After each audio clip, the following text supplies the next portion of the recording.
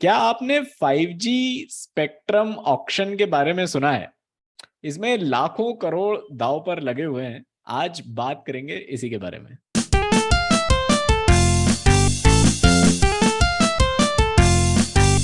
अब 5G सुनते ही एक जो जनरल बात दिमाग में आएगी वो ये कि आपके फोन में बहुत फास्ट इंटरनेट आ जाएगा। और कितना फास्ट, ये अभिषेक के पास एक ग्राफ है जो वो बताएंगे भी। लेकिन यहां पर आप ये भी सोच सकते हैं कि आज 4G जो हमारे पास है उसी में हमारा सारा काम हो जाता है, सारा काम चल जाता है, तो 5G की जरूरत क्या है? लेकिन 5G एक फ्यूचर की टेक्नोलॉजी है। आज से 10 साल बाद हो सकता है 5G के बिना आपका काम ही ना चले। फॉर एग्जाम्पल, इसको समझने के लिए आप 10 साल पीछे जाइए, 2012 में जाइए। क्या तब आप अपने मोबाइल पर बिना बफरिंग के कोई भी वीडियो यूट्यूब पर देख सकते थे? आज आप 1080p क्वालिटी में नेटफ्लिक्स स्ट्रीम कर सकते हैं, लाइव क्रिकेट मैच देख सकते हैं, वीडियो कॉल्स कर सकते हैं। 2012 में आप किसी जोमेटो स्विगी टाइप की ऐप से फूड ऑर्डर करने की जगह खुद अपने घर पर खाना बनाकर खा लेते। और कहीं मार्केट में खड़े होकर किसी टैक्सी को बुलाना तो एक्चुअली भूल ही जाओ। ये सब हम 2012 में करते भी नहीं थे। और तब हम ये बोल सकते थे कि 3G ठीक है, 4G की क्या जरूरत है। ऐसे ही आज हम 4G ही ठीक है बोल तो सकते हैं, लेकिन फ्यूचर में 5G के बिना काम नहीं चलेगा। ये सिर्फ मोबाइल फोन्स की बात नहीं है।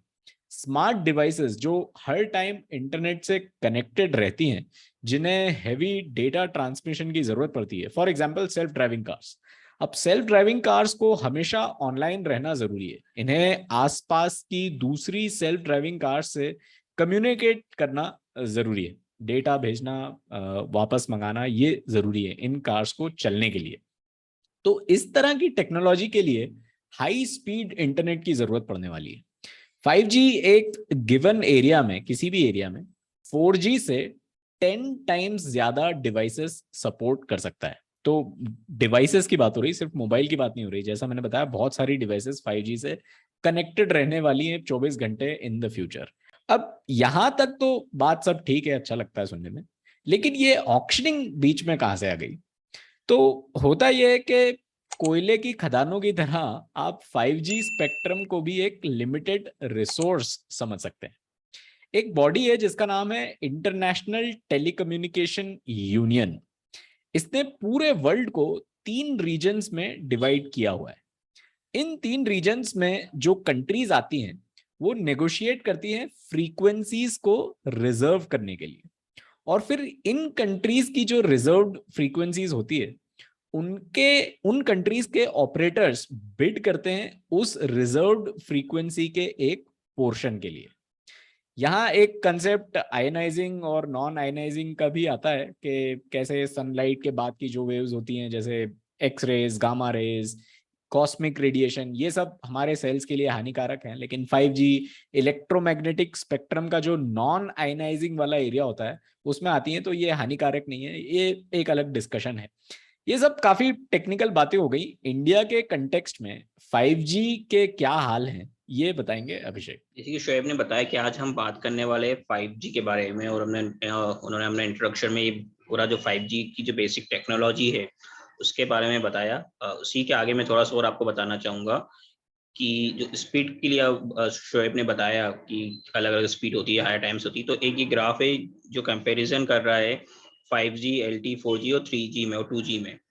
अब जी का मतलब आप सब जानते हैं, जनरेशन 2G हुआ कि फर्स्ट सेकेंड जनरेशन थी, 3G third generation, fourth generation, ये फिफ्थ जनरेशन की एक टेक्नोलॉजी है। जब 2G सबसे पहले आया था तो 2G ने सबके हाथ में मोबाइल दिया था।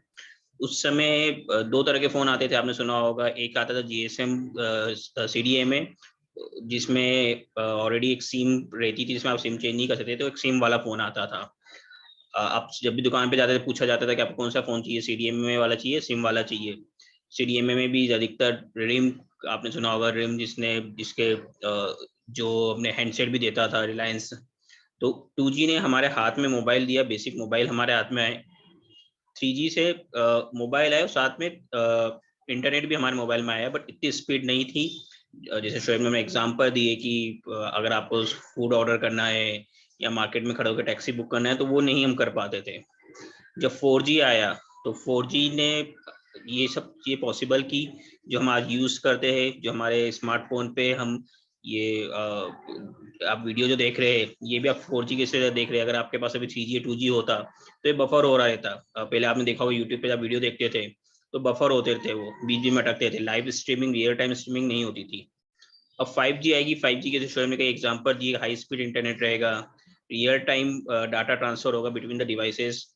इसमें मैं एक और एग्जांपल देना चाहता हूँ, कई जो 5G है उससे कई महत्वपूर्ण जो इस्तेमाल है, जैसे उसमें से एक ये है कि मेडिकल फील्ड में आप इसका यूज बहुत अच्छे से कर सकते हैं। कोई डॉक्टर रिमोट लोकेशन पे बैठ के किसी पेशेंट का ऑपरेशन करना चाहता है रोबोट के हेल्प से, तो वो काफी इफिशिएंटली कर पाएगा। अभी भी होते रोबोट से, डॉक्टर एक रिमोट लोकेशन में बैठा रहता है और पेशेंट की दूसरी लोकेशन पे होता है, रोबोट की हेल्प से ऑपरेशंस होते हैं। पर जब डॉक्टर इंस्ट्रक्शन देता है, रोबोट पे इंस्ट्रक्शन जाती है, तो उस पर कुछ सेकेंड या कुछ मिनट का लैक हो सकता है। यानी जब डॉक्टर ने यहाँ से सपोज की कोई की प्रेस की, वो जब तक वो रोबोट तक पहुंचेगी और रोबोट उसको एग्जीक्यूट करेगा, तो उसमें कुछ सेकेंड या कुछ मिनट का गैप हो सकता है। 5G टेक्नोलॉजी आ जाएगी तो रियल टाइम होगा।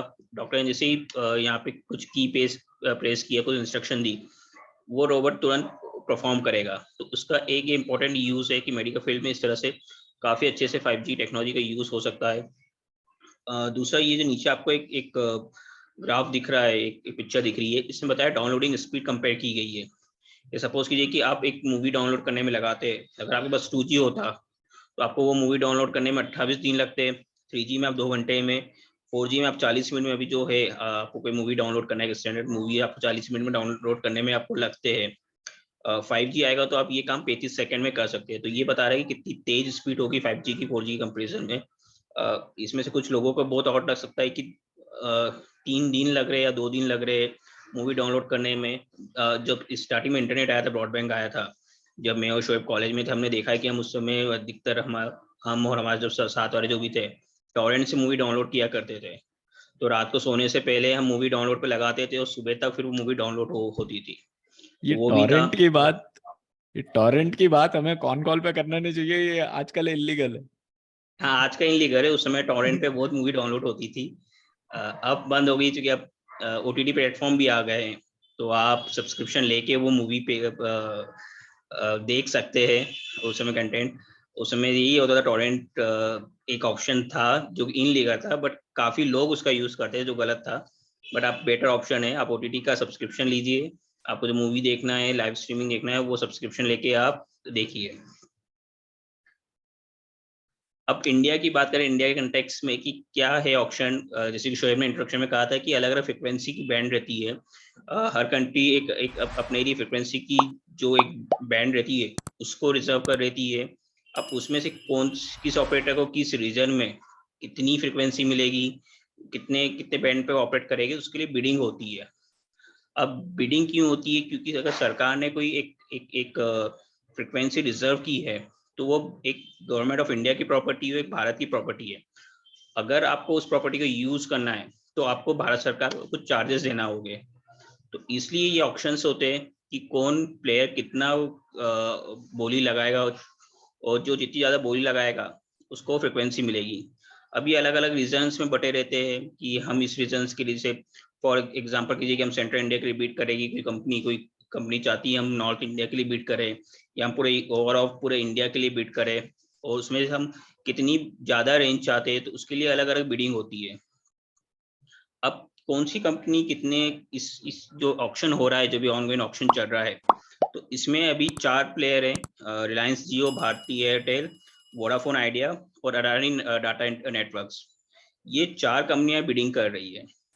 अब हमें अंदाजा लगाना है कि कौन सी कंपनी कितने एग्रेसिवली बिड कर रही है, या कितने ज्यादा रीजन के लिए, कितनी ज्यादा फ्रिक्वेंसी के लिए बिड कर रही है। तो वो हम लगा सकते हैं कि जो इन्होंने EMD या अर्नेस्ट मनी डिपॉजिट की है, उससे हम अंदाजा लगा सकते हैं कि कौन कंपनी कितने एग्रेसिव, कितना ज्यादा इन्वेस्टमेंट करना चाहती है 5G टेक्नोलॉजी में। अभी अर्नेस्ट मनी होती क्या है? जब भी कोई टेंडर होता है, जब भी कोई बिडिंग होती है, तो जो टेंडर या बिडिंग इनवाइट करता है, जो सरकार रहती है, वो एक सिक्योरिटी अमाउंट अपने पास डिपॉजिट करती है, ताकि ये ना हो कि जब बिडिंग हो जाए, कंपनी का कॉन्ट्रैक्ट मिल जाए, तो उस समय वो पीछे हट जाए, वो पैसा ना दे। तो उस समय ये जो सिक्योरिटी का अमाउंट रखा गया है सरकार के पास, वो सरकार ये जब्त कर लेती है, वापस उसको रिटर्न नहीं करती है। तो हम देखें कि किस कंपनी ने कितना ईएमडी अमाउंट या अर्नेस्ट मनी डिपॉजिट अभी सरकार के पास दिया है। सबसे ज्यादा रिलायंस जियो ने 140 बिलियन रुपीस सरकार के पास ईएमडी डिपॉजिट किया है। उसके बाद भारतीय एयरटेल ने 55 बिलियन रुपीस डिपॉजिट किया है। आइडिया वोडाफोन ने 22 बिलियन और अडानी ने इंटरप्राइजेस ने 1 बिलियन रुपी ईएमडी डिपॉजिट किया गया है। इससे देखिए ये लग रहा है कि सबसे ज्यादा रिलायंस बहुत एग्रेसिव बिड करने वाला है 5G टेक्नोलॉजी पे, ज्यादा एरिया के लिए, ज्यादा लोकेशंस के लिए बिड करने वाला है और ज्यादा फ्रिक्वेंसी के लिए ये बिड करने वाला है। भारतीय एयरटेल, वोडाफोन आइडिया ये भी bidding में है, बट ये एज कम्पेयर टू जो रिलायंस जियो है उससे ज्यादा कम इन्होंने ईएमडी अमाउंट डिपॉजिट किया, तो इन्हें कम फ्रिक्वेंसी के लिए, कम एरिया के लिए बिड करेंगे। एक नए प्लेयर की एंट्री हुई अडानी एंटरप्राइजेस की, उन्होंने उनकी एक सब्सिडियरी कंपनी है अडानी डाटा नेटवर्क्स, उसने भी ईएमडी डिपॉजिट की है, बड़ी काफी छोटा एक अमाउंट है, 1 बिलियन का अमाउंट है। ऐसा माना जा रहा है कि अडानी एंटरप्राइजेस रिटेल मार्केट में नहीं आएगा। ऐसा नहीं होगा कि जैसे हमें रिलायंस जियो की सिम मिलती है, भारतीय एयरटेल, वोडाफोन आइडिया की सिम मिलती है, वैसे अडानी की भी सिम मिले, अडानी भी एक ओपन मार्केट में आके जो आम यूजर है उनको अपनी सिम दे। ये माना जा रहा है कि अडानी एक प्राइवेट नेटवर्क इस्टेब्लिश करना चाहता है और वो नेटवर्क ये कॉर्पोरेट्स को, एलायंस कंपनीज को, इनको सेल करेगा ताकि ये जो कॉर्पोरेट ऑपरेशन है वो परफॉर्म कर सके। जैसे मैंने एक मेडिकल का जब स्टार्टिंग में एग्जांपल दिया था कि किसी डॉक्टर को अगर सर्जरी परफॉर्म करना है तो 5G टेक्नोलॉजी से कर सकता है, तो उस तरह से कॉर्पोरेट एक नेटवर्क अडानी एंटरप्राइजेस एक डेवलप करना चाहता है, कॉर्पोरेट सर्विसेज देना चाहता है 5G टेक्नोलॉजी की, इसलिए वो बिड कर रहे हैं और ये बहुत ही लिमिटेड यूज रहेगा, इसलिए इन्होंने कम ईएमडी डिपॉजिट किए और इनको कम फ्रिक्वेंसी की, इसके लिए कम फ्रिक्वेंसी की जरूरत है। अब ये सब जो आपने देखी 3 कंपनियां टोटल बिड कर रही है, तो क्या ये कह सकते हैं कि ये 3 कंपनियां जो बिड करेगी इसका फायदा कंज्यूमर को मिलेगा? ये कहा जा रहा है कि जैसे जैसे टेलीकॉम सेक्टर्स में कंपटीशन बढ़ रही है और नंबर ऑफ प्लेयर्स कम हो गए। आपने देखा होगा 2G जब आया था तब कितने प्लेयर्स थे, कई ऐसे प्लेयर्स थे, जो टाटा था, टेलीनॉर था, वर्जिन मोबाइल था। फिर 3G में कई कंपनियां बंद हो गई, कई कंपनियां मर्ज हो गई। 4G में भी ये देखने को मिला कि नंबर ऑफ प्लेयर्स कम हो गए।